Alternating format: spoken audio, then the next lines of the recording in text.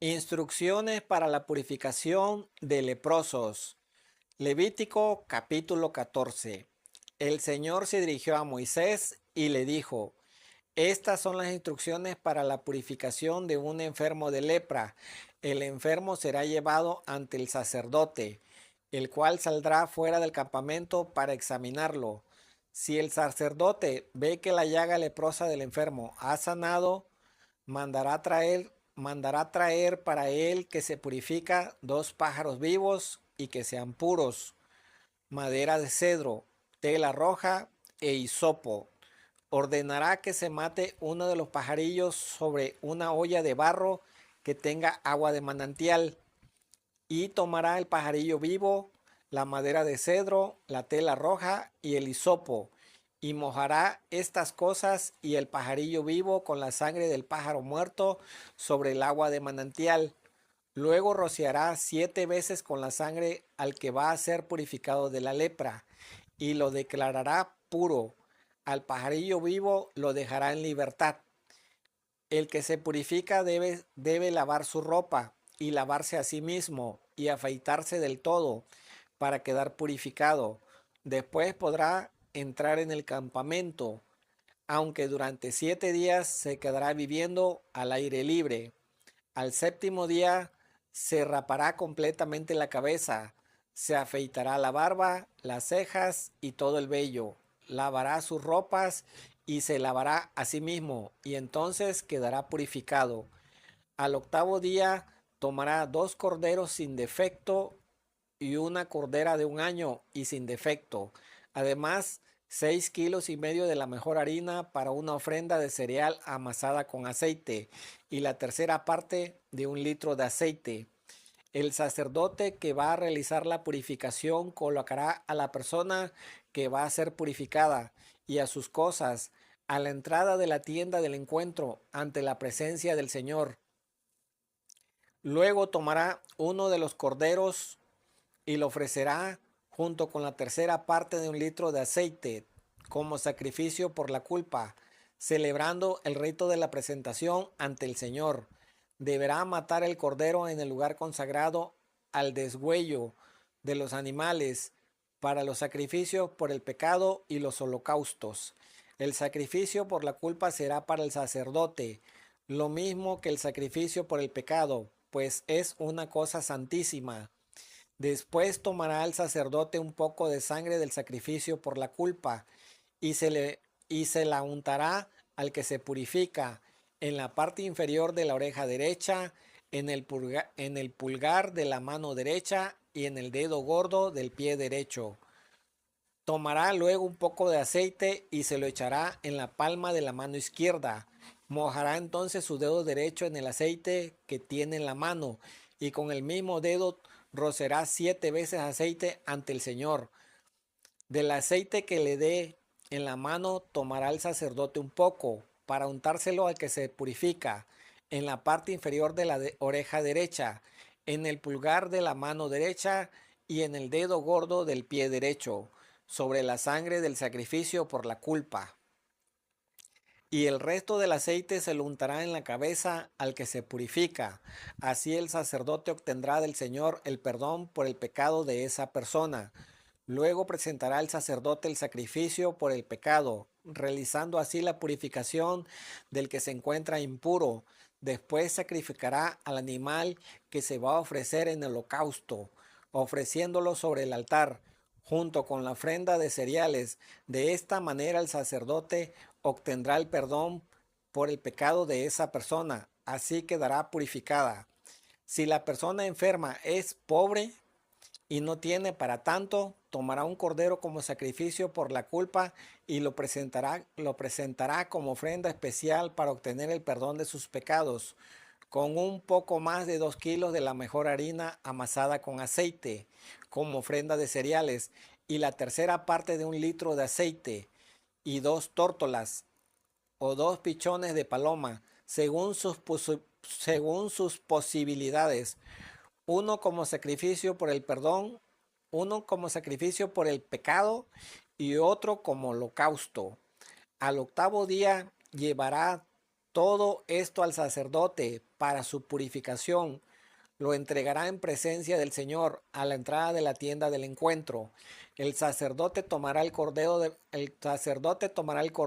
sacrificio por la culpa y la tercera parte de un litro de aceite y los presentará ante el Señor como ofrenda especial.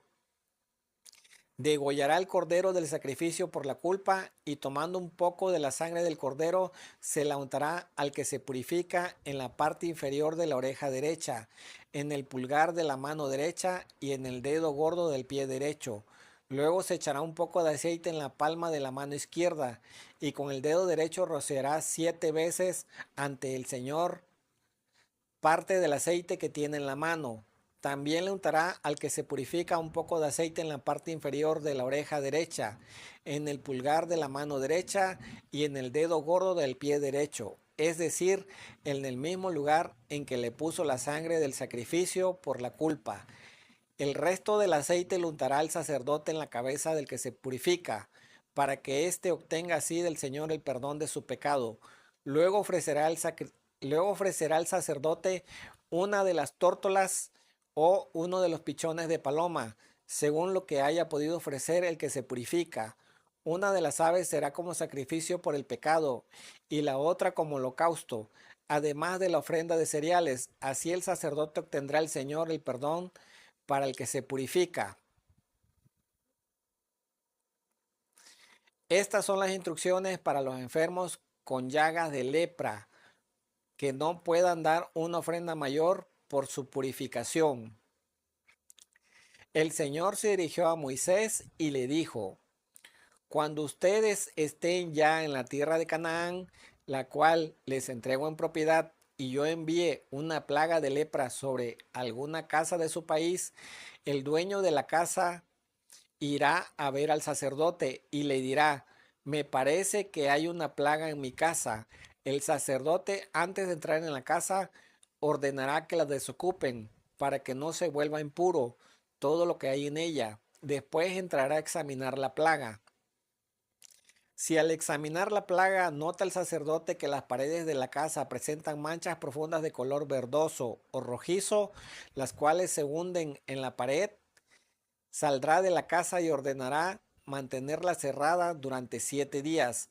Al séptimo día volverá el sacerdote a examinarla, y si la plaga se ha extendido por las paredes de la casa, dará órdenes de que se quiten las piedras que tengan esa mancha y se arrojen en un lugar impuro fuera de la ciudad. Dará órdenes también de que se raspe todo el interior de la casa y de lo que el polvo raspado se arroje y de que el polvo raspado se arroje a un lugar impuro fuera de la ciudad. Miren, en este versículo habló de que se raspe, o sea, se limpie las paredes, se limpie toda la casa, todo lo que es interior y todo lo que se haya salido de polvo, todo ese polvo que se raspó, que se arroje fuera de la ciudad. Lo digo porque tal vez leí un poquito feo, pero así dice este versículo. Continúo. Se tomarán entonces otras piedras para reponer las que fueron quitadas y el barro nuevo para recubrir la casa. Fíjense, aquí nos está diciendo cómo se hacían las casas. Se hacían con piedras y con barro. Entonces dice, se va a raspar. Eso es lo que dice que se raspe el barro y que las piedras que estaban manchadas de lepra que se tiren. Y ese barro que se raspó, que se tire y se vuelva a untar barro nuevo y se vuelvan a poner piedras nuevas. Continúo. Si la plaga vuelve a aparecer en la casa después de haberse quitado las piedras, raspado la pared y haberla recubierto de nuevo, el sacerdote entrará a examinarla. Si la plaga se ha extendido por la casa, se trata de lepra maligna y la casa es impura. Por lo tanto, la casa deberá ser derribada y todos sus escombros arrojados a un lugar impuro fuera de la ciudad. Cualquiera que entre en la casa durante el tiempo en que el sacerdote haya ordenado mantenerla cerrada será considerado impuro hasta el anochecer. Cualquiera que coma o duerma en la casa deberá lavar su ropa para purificarla. Si al entrar el sacerdote a examinar la casa nota que la plaga no se ha extendido después de haber sido recubierta, la declarará casa pura, porque la plaga ha terminado. Para purificar la casa tomará 2 pajarillos, madera de cedro, tela roja e hisopo. Matará uno de los pajarillos sobre una olla de barro con agua de manantial.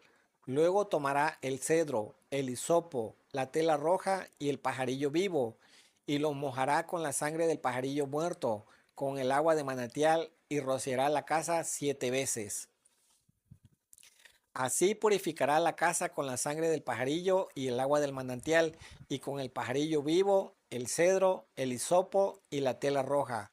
Después dejará en libertad al pajarillo vivo en las afueras de la ciudad, y así cumplirá con lo requerido para la purificación de la casa.